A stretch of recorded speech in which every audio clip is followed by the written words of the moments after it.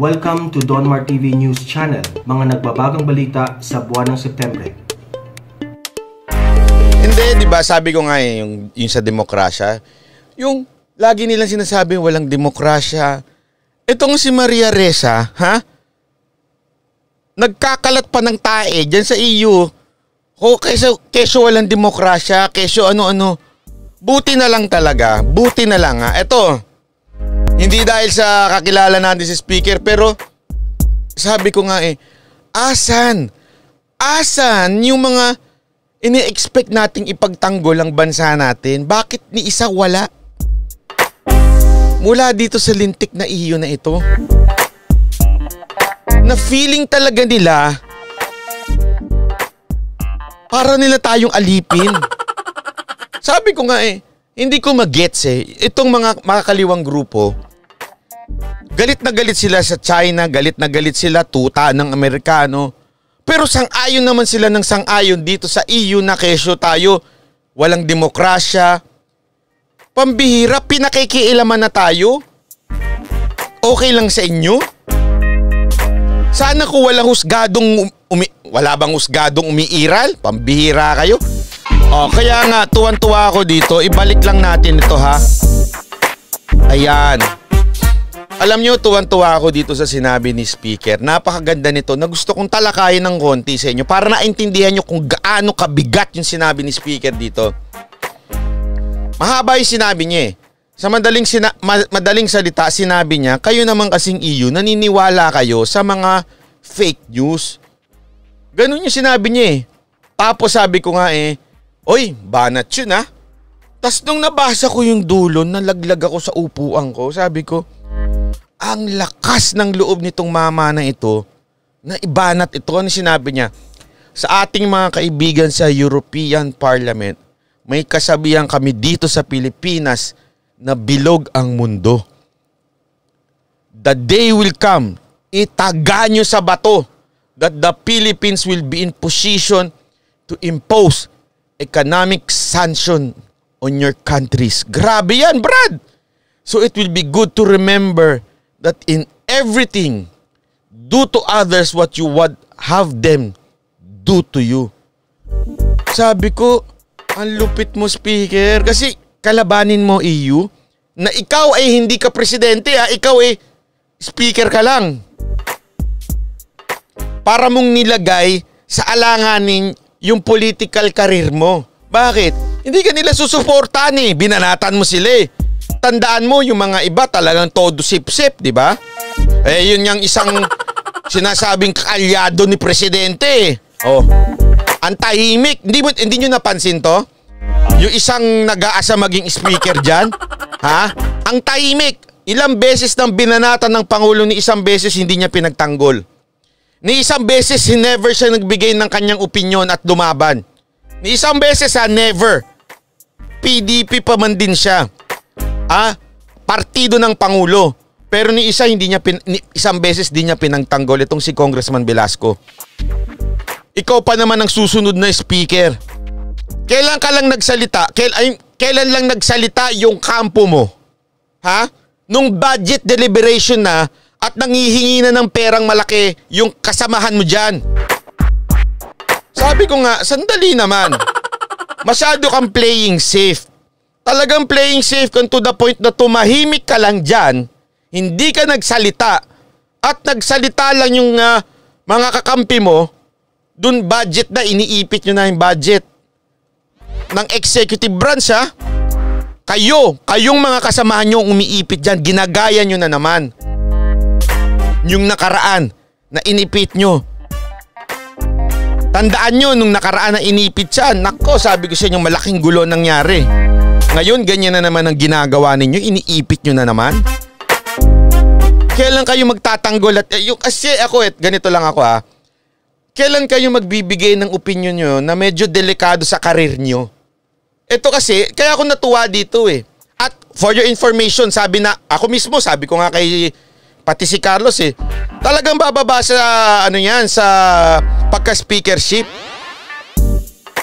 Yun nga hindi ko maintindihan Naturingan mong kaalyado, hindi nagsalita, hindi dumipensya. Ito pa masama dito ha. Ito. Kahapon. Nakaw. Ito. Booking yung isang vlogger. Bakit? Dito kayo matatawa. Hindi pa lumalabas yung balita tungkol dito sa amuyong ni Velasco na nagke-question ng budget ni Speaker at ni Villapuerte. Hindi pa lumalabas sa news ha. Aba, nag-live na siya. Pinagtatanggol na. Sabi ko nga, ang tanga nito. Ang tanga nito. Di obvious na attack dog ka. Hindi pa sa mo nalaman. Hindi pa nga lumalabas sa balita. Nalaman mo na kaagad. Attack dog na attack dog ang dating sa'yo. Sinulsulan ka na kaagad ng sponsor mo. Siguro sinabi sa sponsor mo, oh, may scoop ako sa'yo ha. Nagkabanatan. Oh, kinwestiyon. Ito ang packaging ha. Questionin natin ng budget na ibinigay ng DPWH kay Speaker na 8 billion at dun sa kaalyado niyang si Villapuerte. Questionin mo na. Eh gusto niya magbida-bida. Alam mo naman bida-bida yan eh. Ha? Ay pagka bida-bida niya, nag-live kaagad siya. Eh sabi ko nga, ang tanga nito. Nag-live nang walang man lang news na lumalabas. So ibig sabihin, saan mo nakuha yun? Nasagap yung news. Mas nauna ka pa.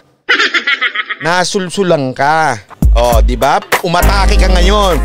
Booking ka. Oni CRC, God bless you, Banat Bay. Salamat po.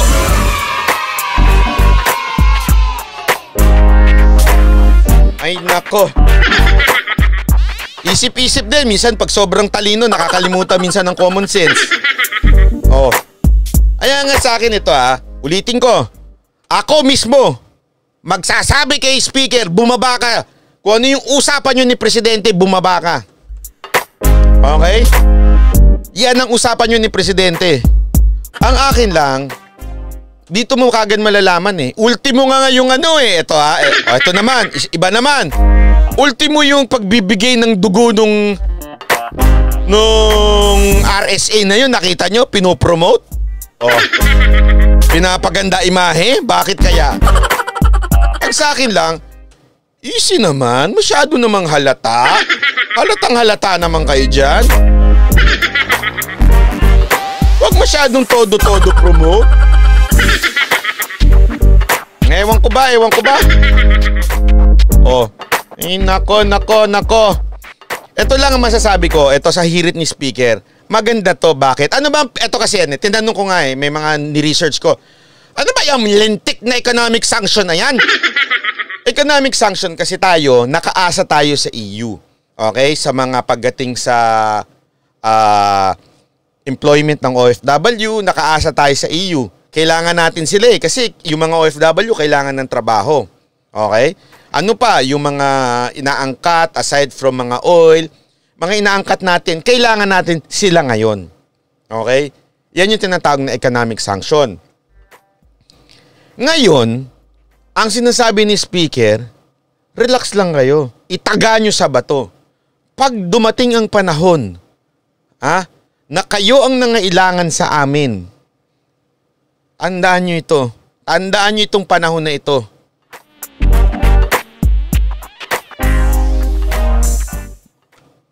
Pag kami na ang nasa ibabaw, yung ekonomiya namin umangat, at kayo naman ang may kailangan sa amin, tandaan nyo. Remember, okay? Tandaan nyo ito ha.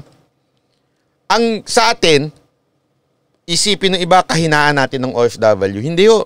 Actually, lakas natin yan. Pag dumating ang panahon na lumakas ang ekonomiya natin at kaya na nating saluhin ang lahat ng OFW, marami ng trabaho. Remember, ang dami ng trabaho may puproduce ng mga build. Pag dumami ng trabaho at pag sinabi ng presidente natin, iba ng pagpunta ng mga OFW sa Europe, sabi ko sa inyo, pilay ang Europe. O, di ba alam niyo yan? Kayo mga taga-Europe, alam niyo yan. Without you, bagsak yung bansa na yan. At totoo lang kaya ang sabi ko eh, ang ganda nung sinabi niya, sana nga magdilang anghel ka. May ganun pa, may dilang anghel. Na pag yumaman talaga itong bansa na ito, wag tayo magpadala ng Pilipino doon. Hindi natin pauwiin yung mga Pilipino na nandun. Hayaan mo na sila doon. Pero wag na tayo magano doon. Kung kaya natin i-provide yung trabaho sa mga OFW, mga Pilipino dito, i-block natin sila. Tingnan ko lang kung hindi sila mapilay. Kasi kailangan nyo kami. Tandaan nyo yan. Pag dumating ang panahon na yan, yari kayo sa amin. Sabi ko sa inyo. At sa tingin ko, basta tuloy-tuloy lang yung plano ng ating Pangulong Duterte, susunod na Pangulo, maayos. Sabi ko sa inyo, one day, Philippines will be great again. Darating yung panahon na yan. Sabi ko sa inyo, darating yung panahon na yan. Huwag niyong kalimutan ito, ha? Huwag niyong kalimutan. The first will be the last, and the last will be the first. Kaya sana, yun yung sinasabi ni speaker. Huwag kayong mayabang. Huwag kayong maniwala sa fake news dahil bilog ang mundo. Pag isipin nyo, yung mga grabe, sabi ko nga, yung DPWH, ang dami, tuloy-tuloy. Tuloy-tuloy yung pag-build. As in, tuloy-tuloy. Lahat tuloy-tuloy yung magbibigay ng trabaho ito sa atin. Sisiglang ekonomiya natin. Alam mo, kaya lang naman talaga tayo medyo gumanon uli. Which is lahat naman, lahat ng bansa. Dahil sa pandemic. Pero kung walang pandemic, dire-diretso na tayo eh. Lahat. Pero okay din na nangyari dahil kahit pa paano ngayon, medyo na-reset. Tandaan nyo, manpower. Kaya nga ngayon, hirap na hirap ang Japan. Alam nyo ba, ang Japan medyo nahihirapan. Bakit? Nauubusan sila ng tao. Ito, walang biro to ha, sa populasyon. Bakit? Ayaw kasi mag-anak ng iba dun eh. Kaya dumadami yung matatanda, nauubusan ng tao. Sabi ko nga, kaiba rin tong Japan, ano? Hindi na, di ba, kaya yung sinasabing realisasyon natin na ang tao, ano yan eh, asset yan. Yung mga tao, bakit? Manpower yan eh. Hindi yan nagiging asset, nagiging liability lang yan, nagiging pabigat lang yan pag sobrang dami. Kaya lang, kung sobrang dami naman at dumami rin ang trabaho, ay grabe ho, asset ho yan. Bakit? Ang dami nare-reproduce financially. Maraming exchange ng palitan ng supply and demand sa market. Maraming bibili, maraming kikita, maraming bibili. Dahil doon, nagtatakbo ngayon yung ekonomiya natin. Kaya lang naman bumagal ngayon dahil sa pandemic. Pero pag bumalik na ulit tayo sa dati, at gumanda na at dumami ng trabaho sa atin, tapos isa pa, sabi ko nga, sana naman, please, camera, i-open na yung FDI, yung Foreign Direct Investment. Pag yan nag-open na, tas nag-invest sa mga dito, hindi lang Western world. Pag nag-invest yan, mga Chinese, mga Japanese, nag-invest sa atin, dadami ang trabaho, sisigla ang ekonomiya natin pag binuksan ng FDI natin. Sabi ko sa inyo, dadaigin pa natin ng Singapore. Bakit? Mas marami tayong tao eh. Mas malawak tayo. Mas marami tayong resources. Ang laki na, ang Singapore nga, ang liit-liit eh. Pero tayo, ang laki-laki sa probinsya. Diba? Kaya nga dapat ang maging next president natin yung may vision, hindi yung alam mo yun, yung politiko, Leni Robredo, yung pagkaganon, walang ginawa kung hindi paano mag-isip, paano gagante, paano babanat. Wag ganun, dapat ang maging next leader natin yung malawak ang isip.